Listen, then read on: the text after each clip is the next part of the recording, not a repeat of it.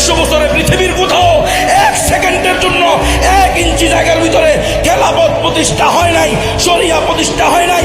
আমার প্রিয় উম্মাহ শুনে রাখো, আগামী 1000 বছরেও ইনশাআল্লাহ সুম্মা ইনশাআল্লাহ এই গণতন্ত্র দিয়ে 1 মিনিটের জন্য ইসলাম প্রতিষ্ঠা সম্ভব না, সম্ভব না, সম্ভব না।